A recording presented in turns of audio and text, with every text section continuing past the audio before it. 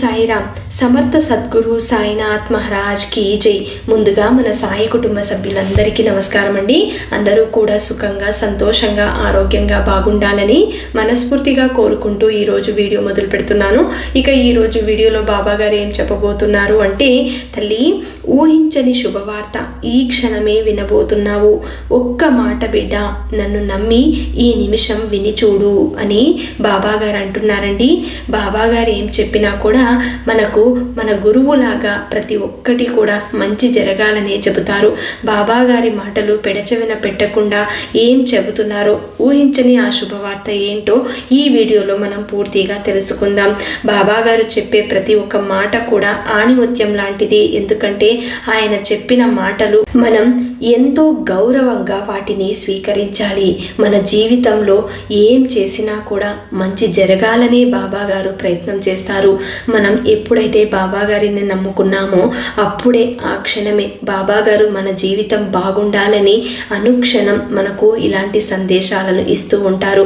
ప్రతి ఒక్కరూ కూడా బాబా గారు చెప్పే ఈ సందేశాన్ని పూర్తిగా గ్రహించి అర్థం చేసుకుని ఆచరించగలిగితే మన జీవితంలో తప్పకుండా ఊహించని శుభవార్తలు క్షణం ఆలస్యం చేయకుండా వినబోతాము అన్నది నా నమ్మకం. ప్రతి ఒక్కరూ బాబా గారు ఇప్పుడు ఈ వీడియోలో ఏం చెబుతున్నారో విని అర్థం చేసుకుందాం. తల్లి, నేను చెప్పినట్టుగానే ఈ క్షణం ఊహించని శుభవార్తని క్షణం ఆలస్యం కాకుండానే వింటావు. ఎందుకంటే నువ్వు నా బిడ్డవి. నువ్వు నేను చెప్పినట్టుగా నడుచుకుంటావు. ఒక్క మాట కూడా వెనకడుగు వేయకుండా నన్ను నమ్మి ఈ నిమిషం ఈ మాటలు వింటున్నావు. ఎప్పుడైతే నువ్వు బాబాని నమ్ముకున్నావో ఆ క్షణమే నేను నీకు నచ్చినట్టుగా నువ్వు చేసే ప్రతి పనిలో కూడా తోడుగా ఉండి అన్నింటిలోనూ విజయాలను సాధించాలన్న ఉద్దేశంతో నీకు ఈ సందేశాలను పంపుతూ ఉంటాను. నువ్వు అనుకున్నవి సాధించాలి అంటే ఈ సాయి చెప్పే ప్రతి ఒక్క మాట అర్థం చేసుకో బిడ్డ. అప్పుడు నీ జీవితం క్షణం కాదు, ప్రతి క్షణం కూడా శుభవార్తలే వింటూ ఉంటావు. బాబా, జీవితం అనేది నాకు విరక్తి పుట్టింది. ఏది చేసినా జరగడం లేదు. నా జీవితం ఎందుకు ఇలా మారిపోయిందో అర్థం కావటం లేదు. కానీ ఒక్క మాట మాత్రం గుర్తు పెట్టుకో బాబా, ఊహ తెలిసినప్పటి నుండి నిన్నే నమ్ముకున్నాను. నువ్వే నా సాయివి. సాయిని నమ్ముకున్నాను. ఎందుకంటే సాయి నామం పలికితే చాలు నా జీవితంలో ఉన్న కష్టాలన్నీ తొలగిపోతాయి అన్న ఆనందంతోనే బ్రతుకుతున్నాను. ఎప్పుడు ఏ క్షణం ఏ బాధ వచ్చినా సరే నిన్నే తలుచుకుంటాను. నువ్వంటే నాకు అంత ఇష్టం బాబా అని నా బిడ్డ చెబుతోంది. నా బిడ్డ మనసు నాతో మాట్లాడుతోంది. తల్లి, ఇక మీదట నీ జీవితంలో అన్ని శుభవార్తలే వింటావు. ఎందుకంటే ఈ శ్రీరామనవమి చాలా గొప్పది. రామనవమి రోజున నువ్వు ఈ శుభవార్తని వినబోతున్నావు. కాబట్టి ఇక మీదట ఎలాంటి బెంగ పెట్టుకోవద్దు. నీ జీవితంలో నువ్వు ఏదైతే కోల్పోయాను అని బాధపడుతున్నావో అది తిరిగి నీకు దక్కేలా చేస్తున్నాను. ఎప్పుడైతే నువ్వు నా మీద నమ్మకం పెట్టుకొని ప్రతి ఒక్కటి కూడా బాబా చెప్పినట్టుగా చేస్తున్నావు కాబట్టి నువ్వు నాకు ఎంతో ఇష్టమైన బిడ్డవి తల్లి. ఏ క్షణమైనా సరే, ఎలాంటి క్లిష్ట పరిస్థితి వచ్చినా సరే ఈ సాయిని నామజపం చేసుకుంటూనే ఉండు. ఎప్పుడు నీకు శ్రీరామ రక్షగా ఈ సాయి కవచం ఉంటుంది. తల్లి, నువ్వు ఏ పని మొదలు పెట్టినా కూడా అందులో నీకు విజయం కలగాలి అంటే ఈ సాయి చెప్పినట్టుగా చెయ్యి. అప్పుడే నీకు అందులో విజయం అనేది దక్కుతుంది. ఎప్పుడైతే నువ్వు పెడచెవిన పెట్టి ఇతరుల మాటలు వింటూ దానిని లెక్క చేయకుండా ఇంకోలా ప్రయత్నం చేస్తే అందులో నువ్వు విఫలమే అవుతావు. నీకు ఆలోచన శక్తి పెంచాలి అంటే ఈ సాయి మాటలు వినాలి. ఆలోచన శక్తిని పెంచుకున్నట్లయితే అందులో నీకు విజయం కలుగుతుంది. ఎప్పుడైనా సరే గురువుని సేవించుకోవాలి. నీ గురువు చెప్పిన హితబోధనలు నీకు అర్థం కాలేదు అంటే ఇంకొకసారి విను తల్లి, అర్థం చేసుకో. అంతేకాని పెడచెవిన పెట్టి తప్పులు చేయకు. ఎప్పుడైతే నువ్వు తప్పుదారిన వెళతావో అప్పుడు నీకు అన్నింటిలోనూ విఫలమే దక్కుతుంది. ఆ క్షణం నువ్వు అన్నింటినీ కోల్పోయిన దానివిలా ఏడుస్తూ బ్రతకాల్సిన పరిస్థితి ఏర్పడుతుంది. ఎవరి మంచితనం ఎట్లా ఉంటుందో వారి వారి అభివృద్ధి కూడా అట్లనే ఉంటుంది తల్లి. నేను అందరినీ దక్షిణ అడగను. ఎవరైతే నన్నే నమ్ముకొని ప్రతి క్షణం నా నామంతో బ్రతుకుతూ అనుక్షణం వారి కష్టాలను నాతో చెప్పుకుంటూ నా సలహాలను తీసుకుని నడుచుకుంటూ ఉంటారే, వారి చుట్టూ నేను వెన్నంటే ఉండి వారిని మంచి దారిలో నడిపిస్తూ ఉంటాను. తల్లి, ఒకవేళ నేను ఎన్ని చెప్పినా వాటిని లెక్క చేయకుండా నా దారి నాది అంతే అన్నట్టుగా నడిచే వారికి తప్పకుండా ఆ దైవమే ఒక మంచి గుణపాఠమైతే నేర్పుతుంది. ఎప్పుడైతే నువ్వు తప్పుల మీద తప్పులు చేస్తూ ఉంటావో ఆ క్షణం ఈ సాయి నీకు వెనువెంటనే కనిపిస్తూనే ఉంటాడు. దక్షిణ ఇవ్వమని కోరుతూ ఉంటాడు. దక్షిణ రూపంలో నీ కర్మలన్నీ తీసుకోవాలన్నదే నా తాపత్రయం. ఎప్పుడైతే నువ్వు నేను ఇవ్వను పో అని పంపుతావో ఆ క్షణం నీ కర్మలనేవి నిన్ను వెంటాడి పీడిస్తూ ఉంటాయి. జీవితంలో ఈ కష్టాలను చూసి విసిగిపోయి ఇక నా బ్రతుకు ఇంతే అని నువ్వు బాధపడవలసిన పరిస్థితి రాకూడదు అన్న ఆకాంక్షతోటే నీకు ఈ విషయాలను చెబుతున్నాను తల్లి. ఇతరులకు నువ్వు ఏదైనా చెయ్యాలి అనిపిస్తే మారు మాట్లాడకుండా, ఇతరులతో పంచుకోకుండా నీకు తోచినట్టుగా ఏం చెయ్యాలనుకుంటున్నావో అదే వారికి చేసి పెట్టు. వారు ఎంతగానో సంతోషిస్తారు. నేను అడిగే 2 రూపాయలు, 1 రూపాయి దక్షిణ నువ్వు అనుకుంటున్నట్టు ఈ రూపాయలు కాదు తల్లి. ఒకటి నిష్ఠి, అనన్యమైన నమ్మకం అనేది, రెండవది సబూరి, సంతోషంతో కూడిన ఒరిమి. ఈ 2 ఉంటే నీ జీవితం ఇక ఎలాంటి కష్టాలనేవి ఉండవు. ఏ విషయాన్నైనా సరే మనమే స్వయంగా చూసి తెలుసుకోవాలి. ఏదైనా అనుభవంతోనే ప్రతిదీ గెలవగలం. ఇతరులను ప్రశ్నించి వారి అభిప్రాయాలు, అనుభవాలు సేకరించడంలో ప్రయోజనం లేదు. అనుభవపూర్వకంగా గెలిచిన ఏ పనైనా సరే నిన్ను ఆనంద పెడుతుంది, సంతోషానికి గురి చేస్తుంది. ఎందుకంటే అందులో నువ్వు ఎన్నోసార్లు విఫలం అయ్యి నువ్వు విజయం సాధిస్తే ఆ ఆనందం నీ మనసుకు మాత్రమే తెలుస్తుంది. అప్పుడు ఆ మనసు పడే ఆనందం నీ గురువుకి అర్థమవుతుంది తల్లి. నువ్వు చెప్పనక్కర్లేదు.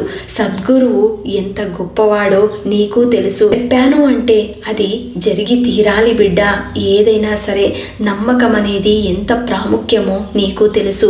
నేనెప్పుడూ కూడా శ్రద్ధ సబూరితో ఉండు అని చెబుతూ ఉంటాను. ఎందుకంటే అది ఉంటేనే నువ్వు గెలవగలుగుతావు తల్లి. వివిధ రూపాలలో ప్రపంచమంతటా నేను సంచరిస్తూ ఉంటాను. నువ్వు ఏ క్షణం ఏ సమయంలో అయినా ఎలాంటి కష్టం వచ్చినా సంతోషం వచ్చినా సాయి అని పిలవగానే నీ ముందు వాలిపోతాను. అది ఒక పక్షిలాగా కావచ్చు, ఒక మానవ రూపం కావచ్చు, లేదంటే ఒక జంతువు రూపం కావచ్చు. ఏ జీవి రూపంలోనైనా నేను నీకు దర్శనమిస్తాను. నీకు కావలసింది నా దర్శన భాగ్యం పొందడం అంతే. అది నువ్వు ఎందులోనైనా కూడా నన్ను వెతుక్కోవచ్చు. నీ మనసులో కూడా నాకు తావు ఉంది తల్లి. నీ మనసుని తదేకంగా శ్రద్ధగా చూడు, అందులో కూడా నేను నీకు కనబడతాను. ఎప్పుడైతే నువ్వు అన్నింటిలోనూ నన్ను చూడగలుగుతావో ఆ క్షణం నువ్వు నీ కష్టాలన్నీ మరిచిపోయినట్టే, నీ కోరికలన్నీ తీరిపోయినట్టే తల్లి. జనుల తీరు ఎలా ఉంటుందో ఒక్కసారి గుర్తుపెట్టుకో, గమనించి చూడు. ఎందుకంటే కూడా వచ్చిన వాళ్లను కూడా వదిలిపెట్టి ఎవరి దారిన వారు వెళ్ళిపోతూ ఉంటారు. అందువల్లనే పువ్వును పరిమళం వదిలినట్లు కల్పాంతం వరకు వదలకుండా కలిసి ఉండేవారిని తోడు తెచ్చుకోవాలి. జీవితంలో నీ హృదయ స్థానం ఎవరికిస్తావో అది నీ హృదయానికే అంకితం. నన్ను నీ హృదయంలో నిలుపుకో. బుద్ధిని మనసును ఏకం చేస్తే చాలు. ఎందుకంటే అవే నిన్ను జ్ఞానాన్ని నడిపిస్తాయి.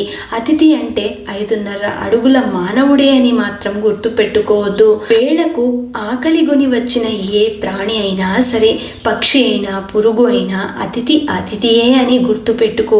ఏ కోరిక లేకుండా షిరిడీకి వచ్చేవాళ్ళు ఎప్పుడైనా రావచ్చు, ఎప్పుడైనా వెళ్ళవచ్చు.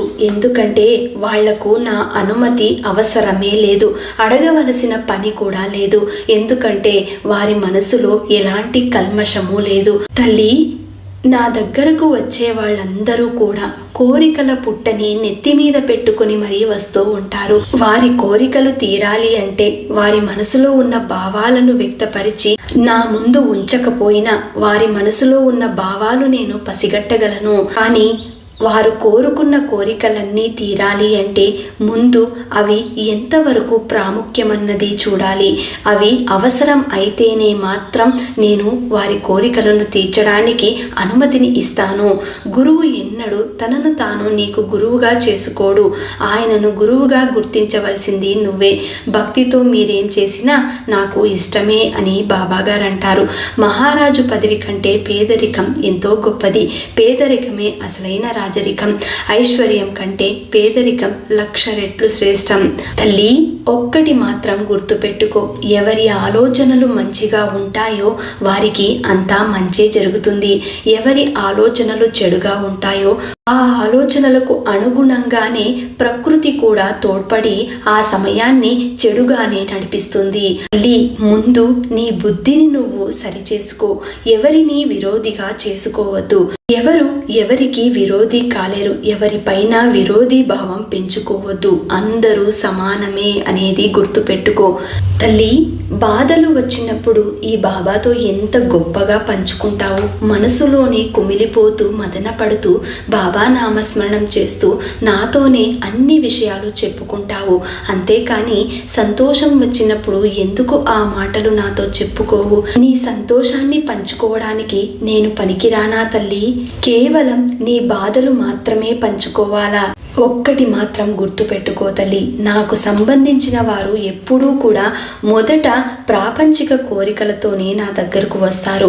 వారి కోరికలు తీరి జీవితంలో సౌఖ్యం చిక్కాక నన్ను అనుసరించి ఆధ్యాత్మికంగా పురోగమిస్తారు. నిజానికి వారెంత దూరాన ఉన్నా సరే రకరకాల మిషల మీద నేనే వారిని నా దగ్గరకు రప్పించుకుంటూ ఉంటాను. ఎవరూ వారంతట వారుగా నా దగ్గరికి రారు. కాబట్టి ఈ సాయిని ఎప్పుడూ కూడా మనసులో ధ్యానిస్తూ ఉండు. సంతోషం వచ్చినా సరే, బాధ వచ్చినా సరే, అన్నింటిలోనూ నీకు తోడు నీడగా ఈ సాయి ఉంటాడు. భగవంతుడే సర్వాధికారి.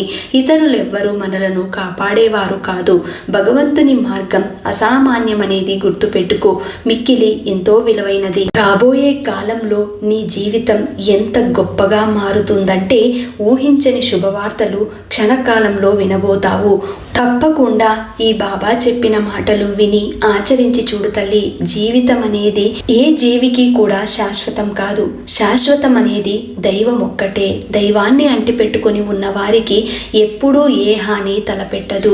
దైవం ఎప్పుడూ కూడా తోడు నీడగా ఉండి రక్షిస్తూ ఉంటుంది. కాబట్టి ఈ మాటలు నువ్వు అర్థం చేసుకొని ఆచరించి చూడు తల్లి. జీవితం ఎంతో సంతోషంగా మారుతుంది అని ఈరోజు బాబా గారు చాలా అద్భుతమైనటువంటి సందేశాన్ని మనకు అందించారండి. తప్పకుండా ప్రతి ఒక్కరూ బాబా గారు చెప్పిన ప్రతి ఒక్క మాట మనకు వేదవాక్యంగా భావించి ఆచరించి చూడండి. మీ జీవితంలో మార్పు అనేది క్షణకాలంలో మొదలవుతుంది. ఈ వీడియో కనుక మీకు నచ్చితే ప్రతి ఒక్కరికి అందేలాగా షేర్ చేయండి, లైక్ చేయండి. మళ్ళీ ఇంకొక వీడియోలో కలుసుకుందాం. అంతవరకు సెలవు. సర్వే జనా సుఖినో భవంతు. సర్వం శ్రీ సాయినాథార్పణమస్తు.